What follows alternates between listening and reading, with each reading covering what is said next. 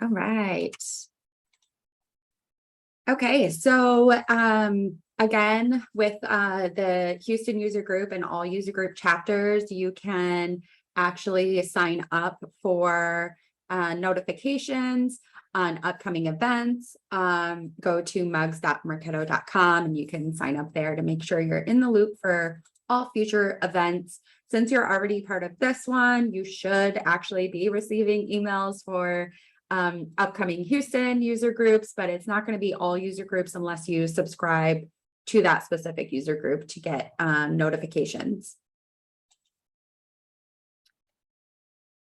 Adobe Mercado Engage experience on G2. If you write a review, you can get a $25 gift card. So this is something to look out for. If you have any questions on this, the deadline is tomorrow. So if you have any questions, need a link or anything, let us know. We can throw that into chat.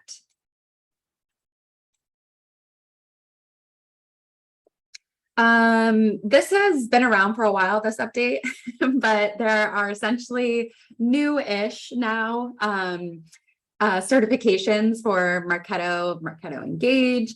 There is now the open Marketo Engage Architect. This was a certification that was only for consultants at one point of time. They have revamped it, and now anyone with apt experience can actually go and take this test and get certified as an architect. They also have a business practitioner and then the certified professional exams as well. Kim and I are both happy to speak more on these. If you have any question, feel free to reach out to us on LinkedIn or reply to the email that you get after this meeting, and we'd be happy to go through any questions that you have. Since it is the end of September, there are a lot of mugs that have already taken place this month. So we are at the tail end of what was scheduled for this month. I do have the YouTube link to Michael Tucker, who's actually attending, to his virtual mug YouTube channel. I'm sure you'll find a lot of these actually recorded and on that YouTube channel. And I'll make sure to throw the link into the chat. Okay, so without further ado, we are going to start our presentation on the home edit for Marketo. With the home edit, our agenda, if you all have actually seen the show, they have 4 steps to getting organized. The first is editing, and this is essentially deciding what you actually need and what you use versus what can be given away, or in this case, just removed or archived from your instance. We'll go through how to categorize your marketing efforts, how to contain assets for those efforts inside of Marketo, and then also maintaining your instance, regular checks you could implement to make sure things are staying tidy and organized within your instance. Okay, so first we're going to work on edit. So I'm going to pass it over to Kim, and she's going to walk through some of the slides here. Perfect. I really wish this, yes, it's on loop. It has to be on loop. It kind of. So like Amanda said, our first trying. step is going to be to edit. So with editing, you may have inherited an instance, or the daily grind and urgent matters really occupy most of your time. So that's why we want to focus on this and prioritize editing first. So that way you can move on to working on your dream Marketo list. So the first step with editing is going to be to take inventory. So consider, do you have a centralized or decentralized team model for Marketo? Does every team on your within your company have their own folder structure? Do you find test assets just littered throughout your instance? So these are all good questions to consider when taking inventory. What are your most pressing issues within the organization? What are your frequently asked questions and requests? And again, why are we prioritizing that edit? Next, we want to look at auditing and archiving. So we want to take a look at active batch and trigger campaigns. You may find unnecessary ones that are active and slowing down your instance. So what we want to do here is go to Marketing Activities Campaign Inspector. So within Campaign Inspector, we can take a look at archived and non-archived campaigns that are active or just all. Something to note first about archiving is that by archiving a campaign, it's not going to automatically deactivate it. So that's why we want to do this audit and take a look at, was something archived in an end of year cleanup but remained active that we should turn off?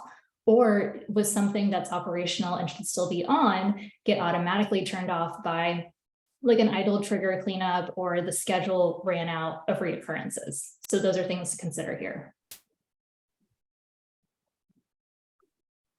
Then we want to take a look at those unnecessary campaigns. So you may have some set up to reoccur for all time with no end date, like on a nightly batch. So deactivating and archiving these are, again, going to reduce that load on your instance and improve processing performance. So to find out if active campaigns are still relevant, qualifying and processing members, we want to create a campaign activity report. So again, this is going to be in marketing activities, just a simple report we can create. And what this is going to do is show us how many people are processing through active campaigns.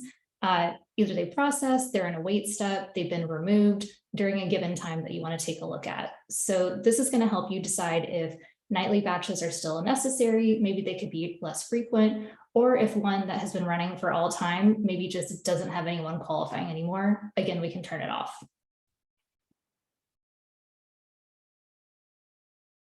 Then we want to take a look at those subscriptions and alerts that some of our marketers maybe said are super important. They want to receive them every single day, every Monday, once a month. And again, we kind of set them for all time. So we want to take a look at what are those instance subscriptions and reports to smart lists. Are they still applicable, or are they just noise? So I'll say in my experience, subscribers will sooner ignore or archive a Marketo report in their inbox before requesting to turn it off. So it's good for us to go kind of do that audit and take a look at what's still necessary. Also consider, is it still needed? Also, is the subscriber still with the company? If they're not, maybe these alerts are just flooding their previous manager's inbox. So they would really appreciate us turning them off. Good point. Another wonderful video, color coordinated, makes me very happy. So categorize and contain. So now that we've looked at every folder and audited every campaign, we want to look at how to reorganize and create some order with naming and team setup. So like the 5 W's show here and the home edit gals say, categorize and contain. As you reshape your instance, keep in mind, what is Marketo used for and who is using it? So the first is the who. Who's using the instance? So we want to jump into admin and look at those users and roles. Things to consider: does everyone have or need the same level of access? We want to get back to basics and look at those standard Marketo roles and see if those apply to what your team really needs, or did you create some custom roles last year and do those still make sense for your current team structure? Should you be toggling on and off any access? Also taking a look at when was the last time a user logged in. I kind of find that if they haven't been in there for 3 to 6 months, maybe they don't need that seat in Marketo anymore. So we can free that up for someone else because it is a limited supply you might have. Do you deactivate people immediately once they leave? Or could they possibly have never-ending access once they're out of here? So yeah, also the final question, does your instance look like this screenshot? If you'll note, everyone has an admin role, no one has any expiration to their access. So something to consider is people may say that they need everything from admin access, design studio, send access. They promise they're going to log in to check those reports. But will you sleep well knowing that they have all of this access? So really consider who truly needs access to what. Good point. Yeah. All right. So next with categorize and contain is naming convention. So what is Marketo actually used for? What are you working on within your instance? This is our recommended, like at Atumos, we use this recommended naming convention. And we set it up with categories, subcategory, and specific name. And a great kind of example is here, or template for having the program type. So is it a lead nurture? Is it an email campaign? Is it a lead nurture asset or nested program inside of your nurture? Yeah, overall, you want to make sure your naming convention is something that's easily deciphered by the people working in your instance. You don't want it to be so short and abbreviated that no one can actually tell what the purpose is for the program that you have inside of your instance.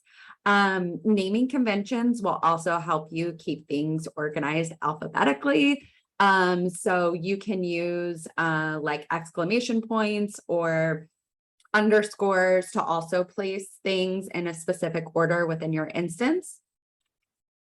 And very closely tied to naming convention is when and where. So your folder structure is very important to organize and categorize when programs are running and where, like within a region specifically, or maybe product line, are those campaigns actually going out? So maintaining folder structure, naming conventions, and archiving old programs, like Kim previously said, is the easiest way to improve the navigation within your actual instance. Again, you can structure these by region or product line, and then get further in depth into if this is a one-off email campaign, if it's all of your nurtures, your webinars are all in one spot, program templates are all in one spot. Many ways you can kind of organize this to keep this very clean. And again, if you have new users coming into your instance, something that is very obvious that they'll understand right off the bat when they look at your instance. Okay, the last question is why. So why is important here. You want to kind of justify the decisions you're making when organizing your instance, and very specifically around user roles and permissions. You definitely want to have some documentation. The why and documentation can be answered within like your actual programs. You have a description box underneath program names in Marketo. I know not many people use it, but it is there. And you can link out to documentation on why your naming convention is the way that it is, or why your webinar program template is set up the way it is. All of that documentation can be housed within your instance or linked within your instance. So you can actually give a little bit more detail and information. Because if people understand the why, they're more likely to follow the rules and keep things organized and neat within your Marketo instance. This is a screenshot of some documentation that Atumos usually does around permissions and roles that you have within your instance. So definitely keeping a good description on what all is included within the admin role. Does the admin role vary per workspace if you have multiple workspaces? Things to keep in mind, and hopefully the screenshot helps you kind of build out your own so you can keep this documentation and share it with the team so they care a little bit more about keeping the instance organized. All right, so the next is maintain. So the home edit is all about the system of edit, categorize, contain, and also maintain. So after you set up something really nice and organized in your instance, especially if you're dealing with a lot of users. It's not always going to work the way that you actually want it to work. So you definitely need to take time to evaluate again, what is still important, if your naming conventions still apply, if your folder structures still apply, all of that good stuff. So database monitoring is something that isn't quite as like organizational, but it's definitely necessary within your instance. All too often, companies seek to rush a lead removal due to approaching subscription limits. I think we've all been there where we get an email from Marketo and they're like, you're over your database limit. We're going to sell you more. It's like, no, we know we have a lot of like dead stuff in there. Let's try to clean it out. Having a centralized database cleanup program inside of your instance can ensure that you're keeping the data clean as well as the structure and the assets and all of the programs clean. You're also keeping the actual database clean to allow for valuable records to come into your instance in the future. So look for inactive, low value, old leads. I just call these dead leads altogether, but you can get very specific with what you consider to be dead. Do not remove the list to avoid lead removal. You'll regret it. Something I recommend is you just export whatever you are actually removing and try to keep it in a secured location within your company, and hold on to that for a little bit of time in case there is the need to get someone back into the system, and always archive with all field data. So making sure, again, when you do export that list, you have all the data points. So the time comes again where some record needs to be in there for some reason, you can always put them back and you have the data on that record. The next step to maintaining is assessing sync issues. This is also something you can use to keep your instance clean again. So not just about the organization, but the data that's inside of your instance. You can usually set up something like, oh, we now have integrate, or we're now doing enrichment through ZoomInfo. Look at those data points and definitely evaluate what field values are actually there. If those field values actually exist inside of your Salesforce, if you're directly synced to Salesforce, you want to ensure and pull reports that data is actually matching. So you're not having any sync issues. And then also evaluate your notifications too. So I know for admins, you're in the day-to-day and that bell at the top gets to a pretty high number pretty quickly. And you might look through some of them, but being able to look at all of them all together to see if there's a specific error that you're actually getting more than like once a week or something, you can actually look at the frequency of errors that you're getting and go in to clean up and be a little bit more proactive on the data that actually exists in your instance and what's being passed back and forth with Salesforce.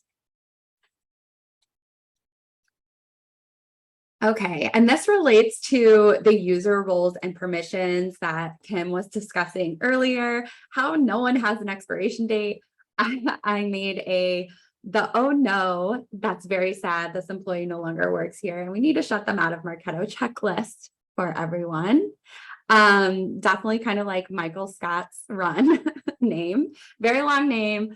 But it's a very simple checklist to ensure that you're keeping your users in Marketo as clean as possible. So you should have an active role kind of set up. Once you get a notification that the employee is no longer there, Marketo doesn't allow you to set the expiration date to the same date as it is today. So it always has to be in the future. So I recommend assigning the inactive role, which basically has 0 permissions. So even if they can still get in, if they aren't able to do anything or look at anything within the instance, and then assign the expiration date. Of course, that would be like tomorrow because it can't be the same date. And then look up subscriptions for those users and turn them off.